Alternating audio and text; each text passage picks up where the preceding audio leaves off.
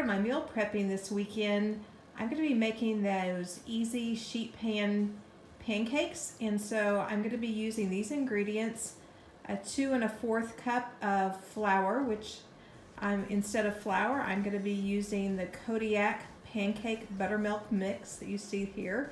So 2 1/4 cups of that, 1/3 cup of the 0 Swerve sugar, a teaspoon of baking powder and baking soda, 1/4 teaspoon of salt, 1/8 teaspoon of ground cinnamon, 2 cups of the almond unsweetened milk, 2 eggs, that little container of unsweetened applesauce, 2 teaspoons of vanilla extract, and then those berries, blueberries and raspberries, that it is for this sheet pan pancake bake.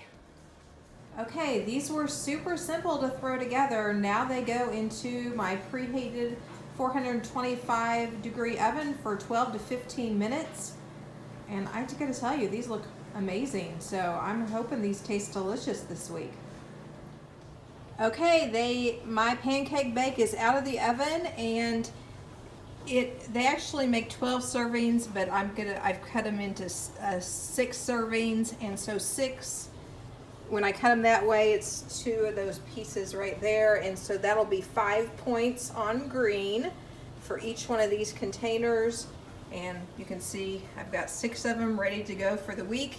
And then the syrup that I use is sugar-free maple flavor. This is my favorite syrup, and like a whole 1/4 cup is 0 points. So it is really a great syrup, sugar-free. Okay, I'm going to try my hand at this Bubble Up pizza casserole from Emily Bites. And so these are the ingredients that I'm going to use.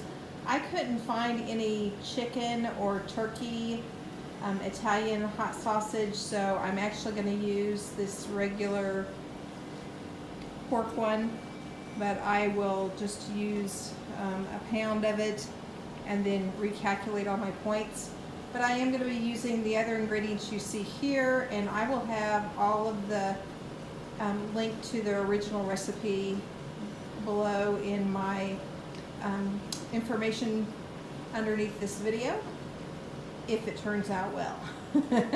If it's not that tasty, probably won't link the recipe. But the only thing I'm not using that it calls for are sliced white mushrooms. My husband just really isn't a fan of mushrooms with his pizza, so I'm going to leave those out. And then the black olives that it calls for will just go on half of it, because again, James doesn't care for black olives, but I do. So, and then the pepperoni, the turkey pepperoni, and the Italian sausage will of course go everywhere. Okay, that is half of that sausage package browned up, and it actually weighs out, half of the package weighs out to 221 grams, just in case you're using that same brand. So I'm going to be using that. And then you cut up your turkey pepperoni, 2 ounces of it, which I've done right here. And then I'm going to mix the ground beef, or not ground beef, but the Italian sausage and this together with the sauces. It actually has you put in the biscuits at the same time, but I'm not going to do that. I'm going to do it just like I always do. Place the biscuits down first and then pour everything on top. Okay, I have my meat mixture all ready to go in there, and as you can see, I went ahead and put my biscuits down first, and I am using my larger Pyrex dish. It's only going to make 6 servings, but I noticed when I made a Bubble Up the other time in this larger dish, it made the biscuits kind of golden on the bottom, and I like that for certain recipes, and I think pizza will be like that. And I also sprinkled some more oregano just on the dough, because James and I really like our pizza to have a heavy oregano flavor. And then you can see my black olives are over here. That's just going to be 1 ounce, and I'm just going to put them on my side of the pizza, so that's why I didn't mix those in as well. Okay, it is ready to pop into the oven for 25 minutes. My oven's already preheated to 350 degrees. Once it cooks for 25 minutes, I'll take it out, and I'm going to top it with then 1 cup of my mozzarella cheese, and then I'll return it to the oven for another 15 minutes, and then it'll be finished. And again, this is gonna make 6 really large portions. So as I was cleaning up, I noticed that I had that other half of the Italian sausage that I wanted to go ahead and freeze, and I still had a lot of pizza sauce left.